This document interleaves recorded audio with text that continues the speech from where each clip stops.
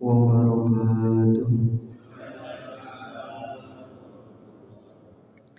Bismillah walhamdulillah wassalatu wassalamu ala rasulillah sayyidina wa maulana Muhammad ibn Abdillah wa ala alihi wa sahbihi wa man wala wa la hawla wa la quwwata illa billah. Amma ba'du.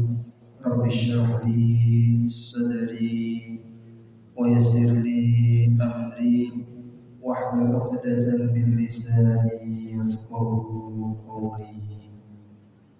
Ilahi anta maqsudi wa ridhaka matlubi, a'tini muhabbataka wa ma'rifataka. Qalu subhanaka la 'ilma lana illa ma 'allamtana innaka antal alimul hakim. Wa qala an-nabiy sallallahu alaihi wasallam innamal a'malu binniyat wa innama likulli imri'in ma nawa. Al-hadits aw kama qala. Qala al-musannif rahimahullahu ta'ala wa nafa'ana bihima wa bi 'ulumihima fid dharain. Amin. Monggo sareng-sareng maos Fatihah agar supaya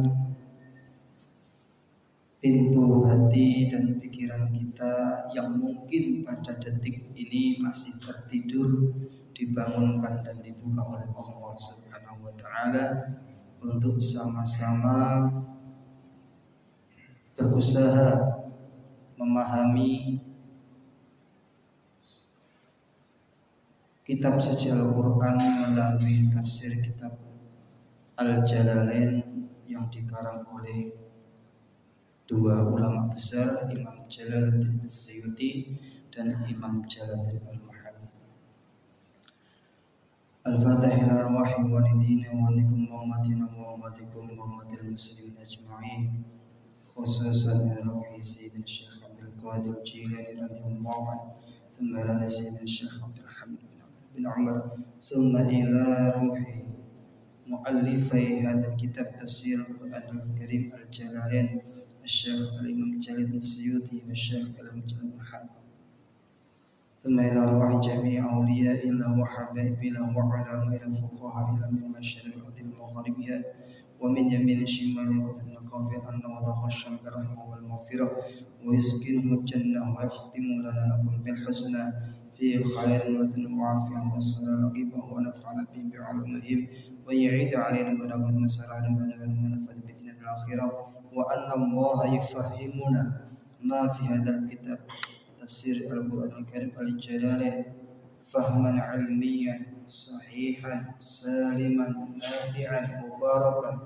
hadiyan mufhiman musirran murihan mursyidan lana wa liman hawlana min usratina wa ikhwatina wa auladina zurriyatina ala hadhihi as-salihah bi syafa'ati rasulillah wa li qabuli kulli sul wa li naili kulli ma'mul wa li hadrati nabil mustafa Muhammad sallallahu alaihi wasallam bi sirril Fatihah.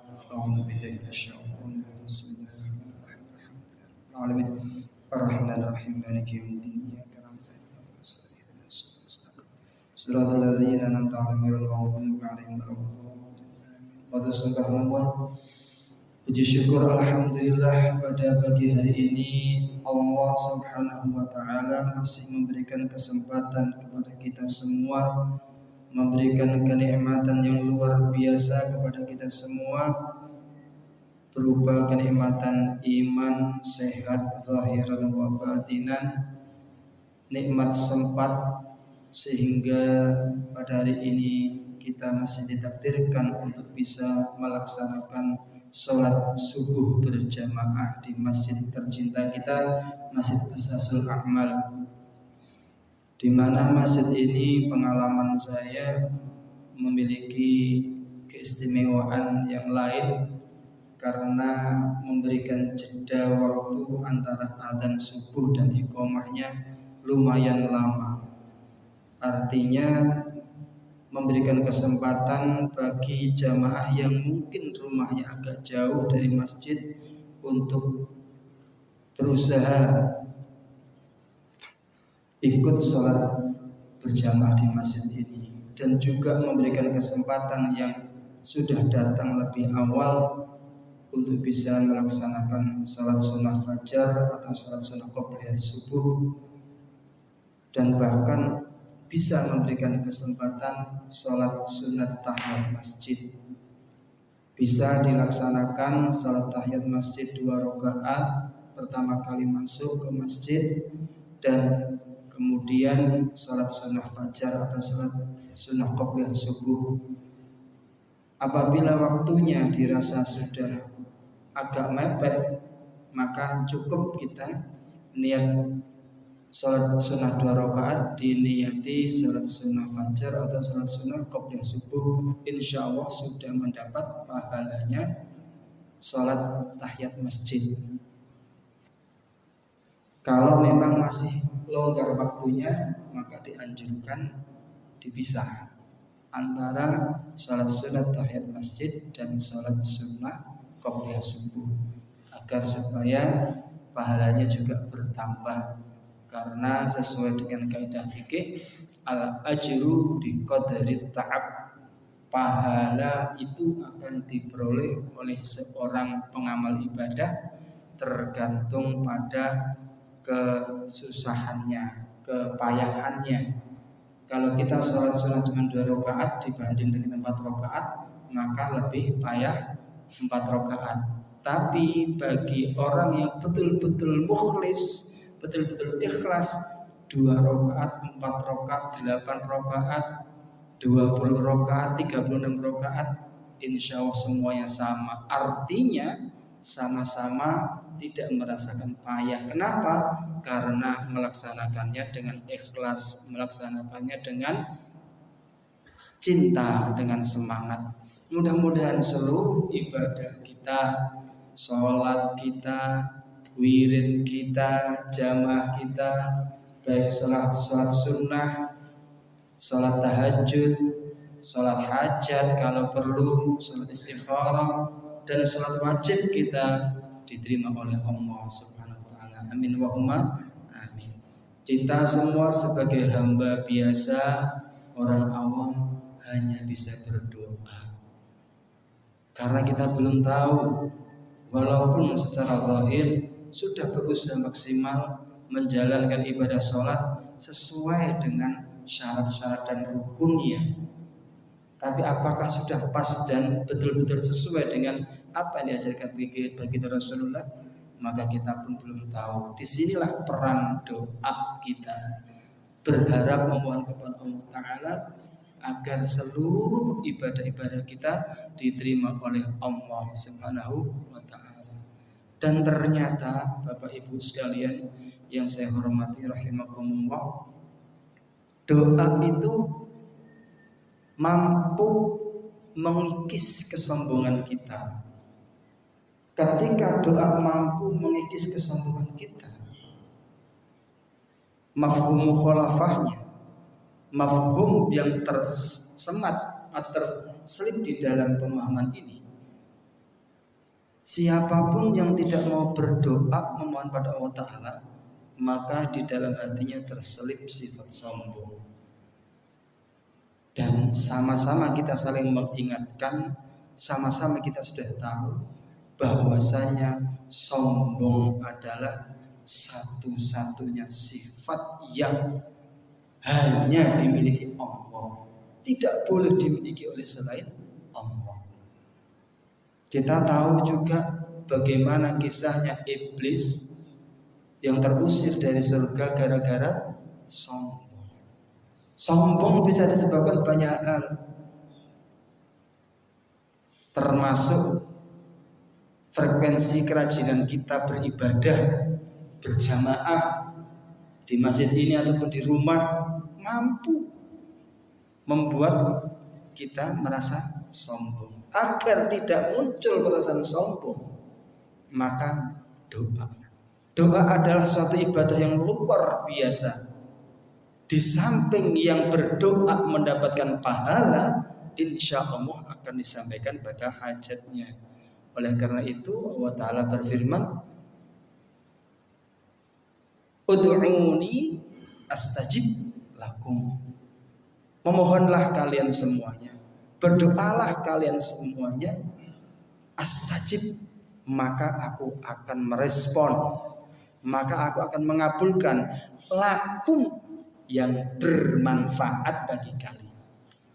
Nah, ini juga perlu dipahami. Jangan merasa kita sudah memohon pada Allah Ta'ala, berdoa berkali-kali untuk satu keinginan. Sudah 5 kali memohon berdoa, katanya di waktu yang mustajab, saya sudah juga mempraktekkannya bahkan 10 kali, tapi kenapa kok belum terijabah? Ingat Allah Ta'ala mengatakan astajib lakum. Mungkin belum terijabahi doa kita yang menurut kita sangat kita butuhkan, tapi menurut Allah Ta'ala karena mungkin pada waktu Anda memohonnya itu tidak segera dikabulkan, karena di saat itu belum menjadi sesuatu hal yang Anda butuhkan, yang kita butuhkan.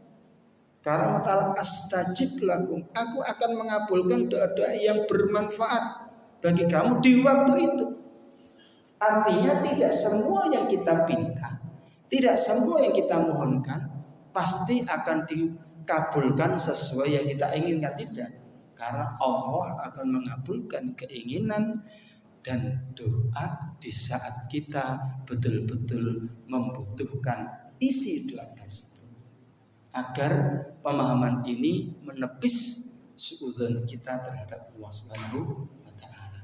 Juga dimunculkan husnudzon. Kenapa kok doa kita belum segera dikabulkan? Mungkin Allah masih cinta untuk sering bertemu dengan kita. Doa sebetulnya tidak harus di masjid, tidak harus setelah sholat. Kapanpun kita berdoa silahkan, asalkan tidak di tempat yang najis seperti di WC dan toilet. Di pasar juga enggak apa-apa. Selama hati kita merasa bisa hudur pada Allah Ta'ala, merasa datang Allah Ta'ala selalu bersama kita, disitulah diharapkan doa dipanjatkan. Insya Allah merasa kedekatan kita dan husnudzon kita kepada Allah Ta'ala, walaupun hanya sekedar kerentak di hati, akan mudah dikabulkan oleh Allah Ta'ala. Amin wa umma.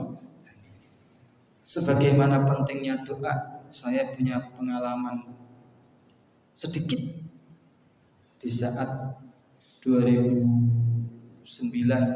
melaksanakan haji pertama. Hari Jumat, pas Jumatan di depan Hajar Aswad, pakaian ihram. Di dalam hati bergumam, wah, ini habis salam, saya pasti akan bisa langsung maju ke Hajar Aswad, mencium Hajar Aswad, melakukan sunnah Rasulullah. Begitu betul terjadi assalamualaikum, ternyata apa yang saya sampaikan di hati saya tidak langsung terijabah. Bukankah Makkah tempat yang mustajab dibanding Masjid Aqsa Amal? Bukankah tempat dekat Hajar Aswad tempat yang lebih mustajab dibanding yang lainnya? Namun Allah Ta'ala menghendaki beda. Kenapa? Karena dalam hati saya enggak mau berdoa. Di dalam hati saya merasa ada sedikit kesombongan yang tidak terucapkan. Saya merasa sudah dekat di depan Hajar Aswad pas. Maka saya dengan kemampuan saya dan kesempatan yang menurut prediksi saya pasti akan bisa langsung. Ternyata begitu selesai saya maju terpental-pental oleh jamaah yang mendahului. Ini sedikit pun nggak boleh sombong. Kalau di Mekah seolah-olah langsung dibalas Allah Ta'ala. Kesombongan yang kecil yang belum terucap pun sudah dibalas. Hal ini juga ada kaitannya sebagaimana sebuah kisah yang pernah saya janjikan 5 minggu yang lalu. Saya pernah mengatakan akan bercerita tentang luasnya, besarnya rahmat Allah Ta'ala. Di dalam hadis kitab hadis At-Targhib wa Tarhib, pengarangnya menukil dari hadis yang diriwayatkan oleh Imam Al-Hakim, di mana di situ diceritakan tentang ceritanya malaikat Jibril dan Kanjeng Nabi Muhammad. Suatu saat malaikat Jibril itu bercerita kepada Nabi Muhammad, mengabarkan bahwasanya Allah Ta'ala itu mempunyai seorang hamba. Ini berarti sebelum Nabi Muhammad cerita ini, yang hidup di sebuah lembah, sebuah bukit, tidak terlalu luas, tidak terlalu tinggi, yang dekat dengan lautan, hidup selama 500 tahun. Di dalam hadis disebutkan selama 500 tahun itu dia menciptakan, membuat waktunya selalu bermanfaat. Tiada waktu kecuali untuk beribadah. Di hadis itu tidak disebutkan ada masyarakat atau enggak, tapi sepertinya seorang diri hidup di puncak bukit. Ada yang menerjemahkan di puncak gunung. Tapi Allah Ta'ala karena kesolehannya seorang abid ahli ibadah ini telah mencukupi segala kebutuhan makan minumnya. Allah Ta'ala memberikan keistimewaan, si abid ini selalu bisa memetik buah delima yang tumbuh subur di bukit itu setiap malam. Di mana menurut pemahaman kita lumrahnya delima itu sangat langka sekali, mungkin bisa berbuah setahun sekali atau paling cepat setahun 2 kali, kecuali ada program-program khusus bisa sampai mungkin 4 bulan sekali. Tapi ini setiap malam Allah Ta'ala memberikan keistimewaan untuk mengkonsumsi setiap hari. Bahan konsumsinya makan buah delima. Air minum ada satu sumber sebesar ibu jari, airnya segar sejuk, sehingga abid ini bisa beribadah terus. Dan permohonan sang abid ini adalah, ya Allah, agar supaya Engkau menutup ajalku dalam kondisi aku bersujud dan mati sujud, sampai ketika Engkau bangkitkan di hari kiamat pun aku masih dalam kondisi sujud. Maka dikabulkanlah doa sang abid ini. 500 tahun beribadah tanpa merasa melakukan dosa sama sekali, sangat dekat sekali dia dengan Allah Ta'ala. Setiap permintaannya dikabulkan oleh Allah Ta'ala. Setelah wafat dikisahkan, maka dihadapkan sang abid ini langsung kepada Allah Ta'ala.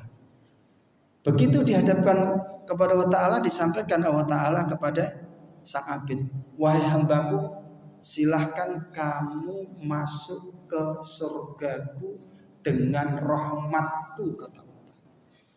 Begitu Allah Ta'ala mempersilahkan sang abid, mengatakan kamu masuk surgaku dengan rahmatku, maka sang abid wajahnya berubah menjadi agak merah, merasa tidak terima. Kenapa aku masuk surga Allah Ta'ala? Karena rahmatnya, padahal aku ibadah 500 tahun. Perasaan kurang terimanya sang abid ini diketahui oleh Allah Ta'ala dan direspon langsung oleh Allah Ta'ala. Kenapa memangnya kamu si abid? Ya Allah, bukankah aku sudah beribadah kepadamu 500 tahun? Kenapa tidak karena ibadahku? Diulangi kedua kalinya oleh Allah Ta'ala. Wahai malaikat, masukkanlah abidku, hambaku ini ke dalam surgaku dengan rahmatku. Dikomentari lagi oleh sang abid, ya Rob, saya 500 tahun beribadah gak pernah berdosa sama sekali. Kenapa masih tetap dengan rahmatmu engkau masukkan aku ke surgamu? Ketiga kalinya, wahai malaikatku, masukkanlah hambaku ini ke dalam surgaku dengan rahmatku, kata Allah Ta'ala. Lagi-lagi gak terima si abid. Sudah di akhirat ini gak terima. Ya Rabb, kenapa harus dengan rahmatmu? Kenapa tidak dengan ibadahku?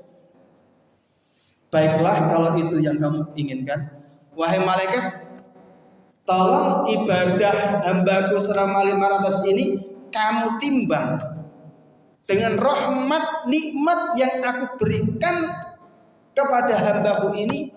Ambil satu saja. Yang diambil apa? Rahmat dan nikmat berupa penglihatan mata. Ditimbanglah 500 tahun beramal ibadah saat Abid ini dengan kenikmatan melihat mata. Masih berat kan kenikmatan mata. Baru satu nikmati dibanding 500 ibadah. 500 tahun. Bukan 500 ibadah, 500 tahun beribadah. Jomplang. Masih kalah satu nikmat Allah Ta'ala. Sehingga sangatlah benar ketika katakan di dalam Al-Quran kalau nikmat Allah Ta'ala tidak bisa terhitung. Wa fi anfusikum afala tubsirun. Dan di dalam diri-diri kalian apakah engkau tidak mau merenunginya? Tidak mau memahaminya? Coba lihat. Tangan kita yang ada 5 jari ini.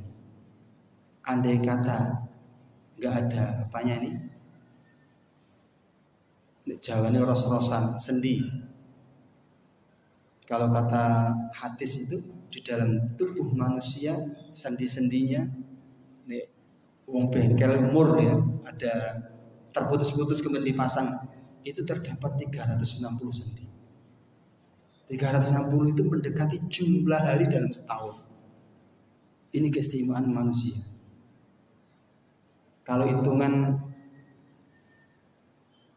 Hijriyah hari dalam setahun 354 atau 355. Kalau mas saya 365 nggih dalam setahun. Maka keunikan ciptaan manusia ada ros-rosane gitu. Jadi saya nekuk-nekuk gini. Andai kata itu enggak ada, jari 5 betul. Apakah bisa bergerak? Seperti robot. Apakah bisa makan? Tadi disuruh berpikir satu kenikmatan mata.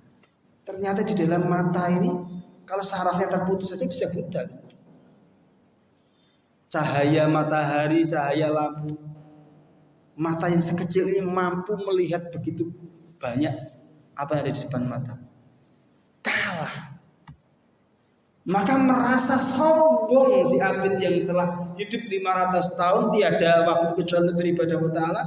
Kesombongannya dipamerkan di hadapan Allah Ta'ala. Hampir saja diseret oleh Allah Ta'ala melalui malaikat ke nerakanya. Ketika itulah si Abid sadar. Yang selama hidup di dunia selalu membangga-banggakan. Enggak ada orang lain padahal. Selalu membangga-banggakan amal perbuatan dan ibadahnya. Maka ketika sadar ditanya oleh Allah Ta'ala, wahai hambaku, siapakah yang telah menciptakan alam semesta ini? Engkau ya Rabb.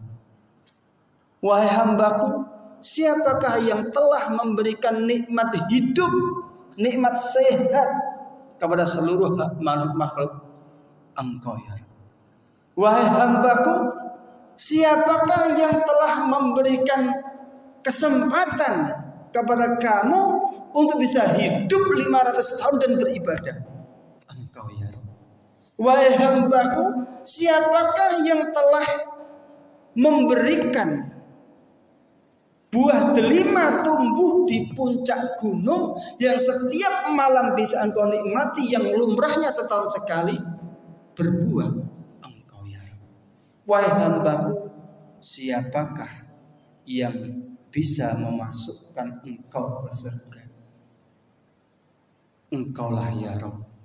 Maka aku masuk ke surga berkat rahmat-Mu. Ini loh, sehebat apapun ibadah kita, sebanyak apapun amal perbuatan baik kita, dengan merenungi cerita-cerita semacam ini, insya Allah akan mampu mendidik kita, menjauhkan hati dan pikiran kita dari perbuatan atau sifat sombong. Mudah-mudahan kita semua terhindarkan dari sifat sombong yang merupakan sifat dasar iblis yang mampu mengusir dia dari surga Allah Ta'ala dan melaknatinya sampai tidak masuk surga kembali. Amin wahumma. Monggo dilanjut kajian tafsiripun surat Al-Fatihah ayat 6 dan kita akhiri hari ini surat Fatihah sampai terakhir. Bismillahirrahmanirrahim. Ihdinas siratal mustaqim siratal ladzina an'amta 'alaihim ghairil maghdubi 'alaihim waladdallin. Amin. Ihdinas siratal mustaqim, kula aturi paring hidayah panjenengan ing kita as-sirata ing dalan al-mustaqim kang jejeg. Ya Allah, berikanlah petunjuk pada kami agar dapat mengikuti jalan yang lurus. Artinya arsyidna ilaihi. Maksudnya berikanlah kami petunjuk ya Allah agar bisa mencapai jalan yang lurus. As-siratal mustaqim ini bukan berarti jembatan menuju surga yang sering kita dengar dengan istilah siratal mustaqim, itu bukan nama itu, tapi mempunyai arti yang lain. Wa yubaddalu minhu, as-siratal mustaqim ini kemudian dijelaskan ayat setelahnya berbunyi siratal ladzina an'amta 'alaihim. Apa yang disebut siratal mustaqim tadi adalah siratal ladzina rupane dalane wong akeh an'amta kang sampun paring nikmat panjenengan 'alaihim ing atase alladzina, adalah jalan yang lurus yang pernah dilalui sekelompok orang yang telah engkau berikan kenikmatan bil hidayati, dengan sebuah hidayah. Siapakah sekelompok manusia yang telah diberikan kenikmatan oleh Allah Ta'ala, selalu diberi hidayah, dan hidayah itu tidak pernah terputus. Kalau kita, hidayah kita kadang-kadang terputus kan. Kadang-kadang kita berbuat maksiat, maka ketika kita berbuat maksiat, hidayah kita terputus. Ini harapan, ini kandungan Fatihah. Pentingnya surat Fatihah. Kita tadi berdoa, ihdinas siratal mustaqim. Ya Allah, tunjukkanlah pada kami, berikanlah kepada kami sebuah petunjuk agar bisa mendapatkan jalan yang lurus. Jalan yang lurus, jalan yang bagaimana? Siratal ladzina an'amta, jalannya orang-orang yang selalu engkau berikan hidayah, tak pernah putus hidayahnya. Wa yubaddalu minal ladzina bisilatihi ghairil maghdubi 'alaihim. Di ayat yang lain disebutkan as-siratal mustaqim adalah taufik. Taufik adalah pertolongan. Kemudian di beberapa hadis juga disebutkan yang dimaksud as-siratal mustaqim adalah dinul Islam, agama Islam. Isi doa permohonan ketika kita telah diberikan jalannya orang-orang yang selalu mendapatkan hidayah, maka hidup kita akan terarah dengan jelas. Dosa-dosa, kemungkaran-kemungkaran, baik yang jelas maupun tidak jelas, akan diarahkan oleh Allah Ta'ala. Ini dosa, jangan kamu lakukan. Ini baik, silahkan kamu teruskan. Ini baik, silahkan kamu ikuti. Ini baik, silahkan kamu dirikan, silahkan kamu lanjutkan. Ini remang-remang syubhat mendekat keharaman, maka tinggalkanlah. Hati dan pikiran yang akan menunjukkan melalui hidayah Allah Ta'ala ketika kita betul-betul telah mendapatkan as-siratal mustaqim. Dipertegas lagi, ghairil maghdubi 'alaihim, bukan jalannya sekelompok orang yang telah engkau benci, yang telah engkau murkai, dan murkamu kepada sekelompok ini selamanya tidak akan kau cabut. Siapa mereka? Menurut tafsir Al-Jalain, wahumul Yahud. Mereka lah orang-orang Yahudi. Orang-orang Yahudi yang mendapatkan laknat Allah Ta'ala, yang mendapatkan murka Allah Ta'ala ila yaumil qiyamah. Kenapa kok orang Yahudi? Nanti di surat Al-Baqarah dijelaskan pada ayat berapa lupa. Bunyinya walan tardha ankal yahudu walan nasara hatta tattabi'a millatahum. Nanti akan kita jelaskan lebih detail kalau sampai pada ayat ini. Walan tardha ankal yahudu, orang Yahudi lan tardha, selamanya tidak akan pernah rela, selamanya tidak akan pernah ridho angka terhadap wahai Muhammad, walan nasara, dan orang-orang Nasrani yang sekarang kita terjemahkan dengan orang Kristen. Hatta tattabi'a millatahum, sampai engkau mau mengikuti agama mereka. Ini waspada, di Indonesia mulai banyak terang-terangan misionaris yang melaksanakan program kristenisasi di Jawa Barat, Cianjur, khususnya di daerah-daerah yang habis tertimpa musibah, baik musibah alam maupun musibah yang lainnya. Itu mereka berkesempatan mencari celah. Bagaimana caranya? Mereka enggak menyerukan, ayo masuk agama Kristen, bukan. Caranya halus sekali. Begitu orang tertimpa musibah, sebagaimana orang yang mau tenggelam di lautan, lebih bermanfaat mana? Diberikan ban sama uang 1 miliar. Pilih ban. Artinya apa? Ketika orang tertimpa musibah, mereka tidak membutuhkan, Pak yang sabar Pak ya, banyak berdoa pada. Enggak perlu nasihat semacam itu. Yang diberikan apa mereka?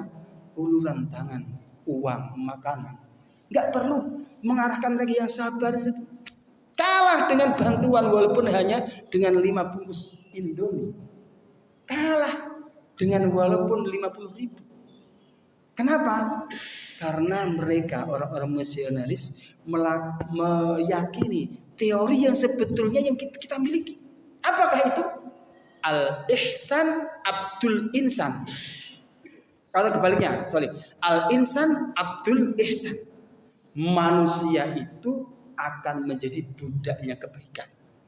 Kebaikan itu apa? Ya, tadi pertolongan. Nah, apa maneh orang Jawa yang selalu mengedepankan tepo seliro, gak tegoan. Secara otomatis siapapun yang sering berbuat baik kepada kita, ketika suatu saat orang yang berbuat baik kepada kita itu mengajak kita untuk berbuat A, B, C, mau menolak gak enak, ada rasa gak enak. Itulah yang dilakukan para misionaris kristenisasi. Waspada. Kita orang Muslim kaya raya banyak, tapi kebersamaan, persatuan, serta kesatuannya masih lemah. Ada bencana di sana, berduyun-duyun, berlomba-lomba mengumpulkan bantuan. Ada yang suudzon. Allah ini paling untuk program kelompok sana sini semua ada. Sudahlah, ayo kita orang Muslim bersatu. Ketika ada saudara kita Muslim dimanapun kena musibah, ayo kita jemput mereka, kita bantu mereka. Jangan sampai didahului mereka, sampai mereka membuat tenda di tempat musibah, tenda bantuan. Jangan sampai kalah, diambil mereka. Pertama diungsikan katakan di gereja, karena nggak ada tempat yang lain. Difasilitasi luar biasa, tanpa dipungut biaya, nggak ada catatan, dah di los. Bantuannya, makan terjamin, kabarnya terjamin. Siapa orang awam yang gak tertarik dengan kebaikan-kebaikan orang semacam itu? Ketika dilihat selama 1 bulan sudah mulai luluh hatinya kepada mereka, maka disitulah kesempatan menyampaikan bla bla bla bla. Sampai lihat saudara-saudara muslim sampean dalam kondisi sampai seperti ini, siapa yang menolong sampean? Enggak ada toh. Kami alhamdulillah ya keluarga biasa mereka, kami bersyukur diberikan kelebihan Allah yang Maha Penyayang. Agama kita agama pengasih cinta kasih. Loh, bukankah Islam juga rahmatan lil alamin? Agama yang selalu mengedepankan cinta kasih dan kasih sayang. Tapi faktanya naudzubillah min dzalik kita masih lemah di bidang ini. Empati kita kadang-kadang berlomba-lomba sampai di jalan-jalan minta orang di jalanan itu. Sebetulnya saya mohon maaf, menurut kaidah fikih itu meminta bantuan apapun, baik bantuan untuk musibah teman-teman di pinggir-pinggir jalan, tapi baiknya mereka bergerak ketika di lampu merah. Kalau sampai lampu merah mereka masih tetap minta-minta, itu termasuk dosa. Di fikih termasuk qat'ut thariq. Qat'ut thariq itu menghalangi jalan orang lewat. Kalau meminta-minta mereka sampai lampu hijau masih tetap minta-minta, itu menurut fikih tidak boleh. Kalau toh banyak yang ngasih, maka uangnya tidak berkah. Nah, dulu masih banyak sekali pembangunan masjid-masjid di kampung-kampung itu sering minta-minta di jalan-jalan. Sekarang alhamdulillah rupanya sudah mulai sadar pembangunan masjid nggak perlu lagi minta-minta di jalan-jalan. Dengan cara apapun yang penting caranya yang benar. Baik Bapak Ibu sekalian rahimakumullah, kembali kepada tafsir. Ghairil maghdubi alaihim. Kalimat ini menegaskan siratal ladzina an'amta alaihim. Yang kami minta itu jalannya orang-orang yang selalu engkau berikan hidayah ya Allah. Jalan mereka, jalan siapa? Adalah jalan para anbiya dan mursalin. Jalan para nabi, para utusanmu. Jalannya auliya was sholihin. Jalan yang telah ditempuh para kekasih-kekasih dan orang-orang yang saleh, yang selalu mendapatkan hidayah, tak pernah sepi daripada hidayah hati dan akal mereka. Ghairil maghdubi alaihim, bukan jalan yang ditempuh mereka orang-orang Yahudi yang telah engkau murkai ya Allah selamanya, karena mereka enggak pernah ridho Islam ada di muka bumi ini. Ghairil maghdubi alaihim waladhdallin, dan bukan jalan mereka yang tersesat. Kenapa tersesat? Karena mereka mempunyai trinitas. Tuhannya ada 3. Tersesat. Kita pas waktu di pesantren pernah guyonan. Kalau seumpama Tuhannya 3, masing-masing berkuasa. Yang satu menghendaki hujan, yang satu enggak menghendaki. Apa gak berantem? Iki logika ringan. Gawe arek cilik-cilik. Kalau kata mereka yang mempelajari Trinitas, oh Tuhan 3 ini sudah dibagi sendiri-sendiri tugasnya. Tapi Tuhan kok nikah? Tuhan kok punya anak? Sempat ada dialog emak-emak sama para misionaris itu. Andai kata Yesus itu Tuhan, yang menurut agama Islam adalah Isa, kenapa dia lahir belakangan? Lantas yang menciptakan siapa sebelum? Di mana tingkat kekuatan dan kekuasaannya? Udah nggak bisa jawab pertanyaan. Kita alhamdulillah. Maka dikatakan waladhdallin, orang-orang yang tersesat. Siapa? Kata tafsir Al-Jalalain, wahumun nasara. Mereka adalah orang-orang Nasrani. Wa nuqtatul badali ifadatun annal muhtadin laisu yahudan wala nasara. Di balik penjelasan ayat tadi menyampaikan bahwasanya orang-orang yang bisa mendapatkan hidayah petunjuk Allah bukanlah mereka orang Yahudi, bukanlah mereka orang Nasrani. Maka dari itu kita harus tetap waspada. Di Indonesia ini sudah lengkap. Di Surabaya sendiri insya Allah ada komunitas Yahudi. Ada. Belum Nasrani. Jangankan kita berpikir Yahudi dan Nasrani yang sama-sama Islam saja masih suka gesekan. Ayo kita mulai dari sekarang. Atas namakan Islam kita bersatu. Apapun parpolnya, apapun ormasnya, ketika berbicara Islam kita harus satu. Ngaji semacam ini, yang memang ada beberapa hal yang perlu diwaspadai, terutama terkait akidah yang agak berbeda dengan kita harus waspada. Walaupun gembor-gembornya, zahirnya, labelnya Islam, tapi ketika akidahnya agak berbeda dari kita, ya harus kita waspadai dan kita jauhi, harus kita sepakati. Ketika kita paham aswaja semuanya, ya kita sepakati masjid aswaja saja. Gak usah menerima dan mendengarkan selain aswaja. Apa aswaja? Mereka yang mengedepankan Al-Quran dan hadis. Hadis-hadis yang disepakati, kitab hadis-hadis disepakati adalah Sahih Muslim, Bukhari Muslim, dan 7 kitab sab'ah. Ada yang menekan 9 kitab hadis yang terkenal itu. Pelajari semua, yang disampaikan semua, yang masih asli dan otentik, tidak dirubah. Karena salah satu yang dilakukan oleh mereka, mohon maaf sedikit menyinggung Wahabi, keberanian mereka itu merubah karya ulama-ulama pengarangnya, dirubah oleh mereka yang sekiranya sesuai dengan pemahaman mereka. Itu khususnya paham Asy-Syafi'i, mazhab Syafi'i. Kitab-kitab fikih-fikih yang menjadi rujukan penganut fikih Syafi'i, kurang lebih sudah ada 14 kitab yang dirubah oleh mereka, yang pemahamannya dimiripkan atau disesuaikan dengan pemahaman mereka. Kita waspada semacam ini.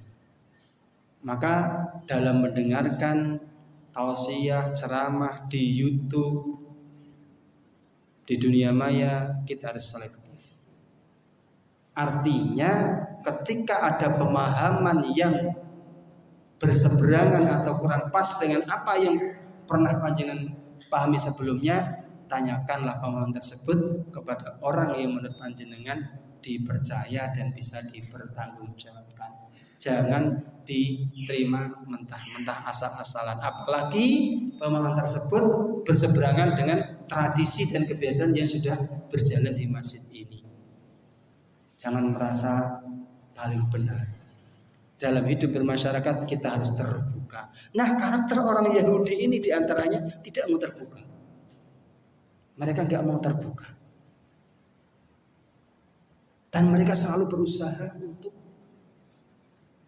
mengajak yang lain sampai mengikuti mereka. Hatta tattabi'a millatahum. Wallahu a'lam bissawab. Semoga dan Allah lah yang maha mengetahui segala kebenaran yang ada. Ini etika pengarang yang luar biasa. Setelah pengarang kitab tafsir Jalalain ini menyampaikan pendapatnya terkait ayat-ayat yang ditafsirkannya menurut keilmuannya, di akhir pembahasan, di akhir penyampaian, beliau hampir selalu dan sering mungkin ya, kalau nggak selalu, mengatakan wallahu a'lam bissawab. Hanya Allah lah yang maha mengetahui mana yang lebih benar. Artinya pengarang tidak merasa yang paling benar apa yang disampaikannya. Pengarang mendidik kita semua, apa yang disampaikan di dalam kitab tafsir Jalalain ini menerima kritikan. Karena pengarang sadar kalau beliau juga manusia biasa. Ini mendidik pada kita. Setinggi apapun titel akademik dan pengalaman kita, walaupun sudah profesor, doktor, gelarnya sampai 5 atau 10 titel akademiknya, tapi harus tetap wallahu a'lam bishawab. Hanya Allah lah yang maha mengetahui suatu kebenaran itu. Walaupun secara teori ilmiah apa yang kita sampaikan sudah benar, tetap harus merasa wallahu a'lam bishawab.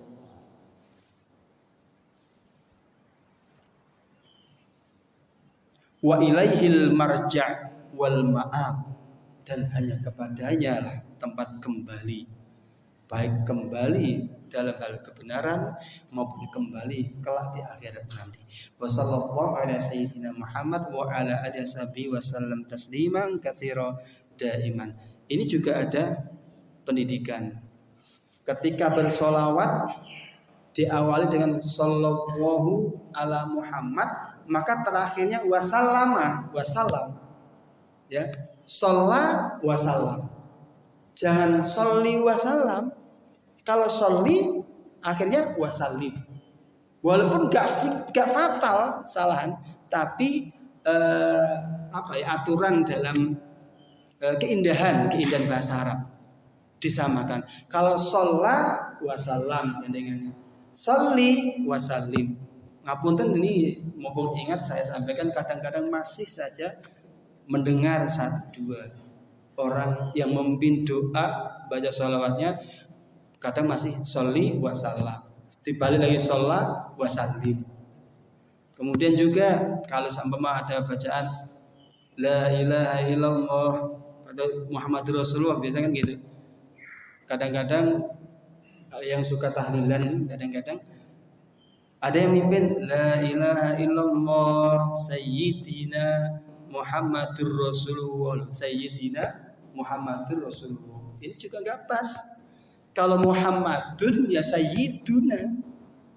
La ilaha illallah sayyiduna Muhammadur Rasulullah, bukan sayyidina. Kadang-kadang masih saja kita mendengarkan semacam itu. Lah saya karena tahu ketika mendengar semacam itu ya agak terganggu telinga ini.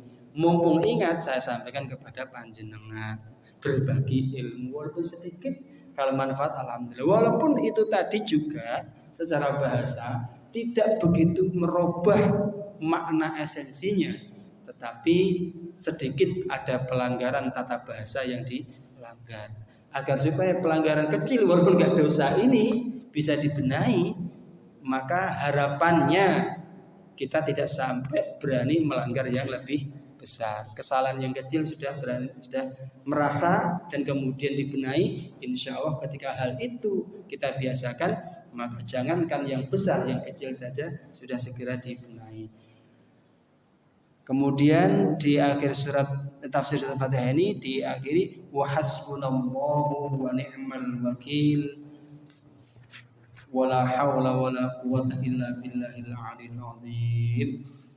Ini juga mengingatkan kepada kita bahwasanya yang mencukupi hasbunallahu wa ni'mal wakil, segala kebutuhan kita, bukan karena jabatan dan pangkat kita, bukan karena kekayaan kita, melainkan Allah Ta'ala.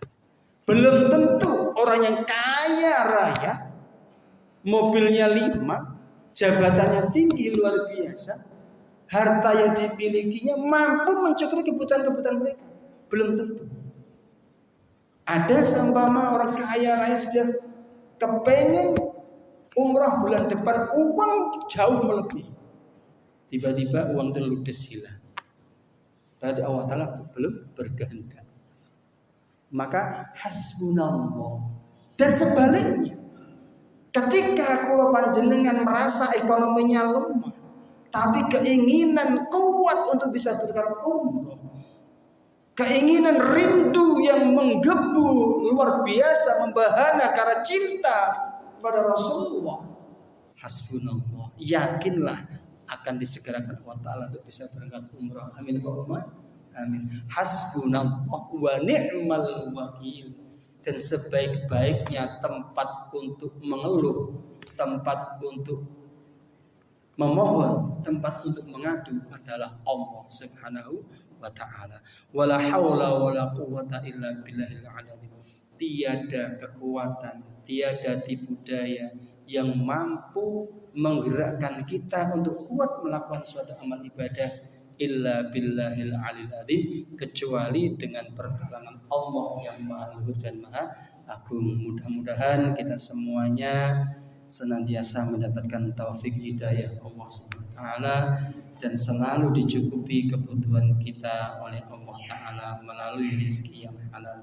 Amin ya rabbal alamin. Cukup semantan yang bisa saya sampaikan, mudah-mudahan bisa bermanfaat bagi pribadi saya dan semua yang hadir di dalam masjid ini beserta keluarganya. Al-Fatihah. A'udzubillahi minasyaitonir rajim. Bismillahirrahmanirrahim. Alhamdulillahirabbil alamin arrahmanir rahim maliki yaumiddin. Iyyaka na'budu wa iyyaka nasta'in ihdinas siratal mustaqim siratal ladzina an'amta 'alaihim ghairil maghdubi 'alaihim waladdallin. Amin. Bismillahirrahmanirrahim. Alhamdulillahirabbil alamin hamdan yafi nazidah ya rabbana lakal hamdu kama bijalali wa sultanik. Alhamdulillahirabbil alamin. Allahumma shalli ala sayyidina Muhammad wa ala alihi wasallam. Alamin. Allahumma ij'al jam'ana hadha jam'an marhuma wa tafarruqana min ba'di tafarruqan ma'suma wa la taj'al fina wa la ma'ana syaqiyyan wa la mahruma bi rahmatika ya arhamar rahimin. Rabbana anfa'na bima 'allamtana rabbana arzuqna ma yanfa'una wa ma yanfa'u li auladina sanatina bi rahmatika ya arhamar rahimin. Rabbana atina fid dunya hasanah fil akhirati hasanah wa qina adzabannar. Sallallahu alaihi wasallam Muhammad nabiyil ummi wa alihi wasallam bi fadli subhana rabbika rabbil izzati amma yasifun wassalamun alal mursalin alhamdulillahi rabbil alamin. Demikian yang bisa saya sampaikan, kurang lebihnya mohon maaf yang sebesar-besarnya. Mari kita akhiri dengan bacaan hamdalah dan kafaratul majlis. Alhamdulillahi rabbil alamin. Subhanakallahumma wa bihamdika asyhadu an la ilaha illa anta astaghfiruka wa atubu ilaik. Wa akhiran ihdinas siratal mustaqim wallahu muwaffiq ila aqwamit thariq. Wassalamualaikum warahmatullahi wabarakatuh. Allahumma salli ala Muhammad ya Rabbi salli alaihi wa sallim. Allahumma salli ala Muhammad ya Rabbi salli alaihi wa sallim. Sallallahu rabbuna ala nuril mubin Ahmad al-Mustafa sayyidil mursalin wa ala alihi wa sahbihi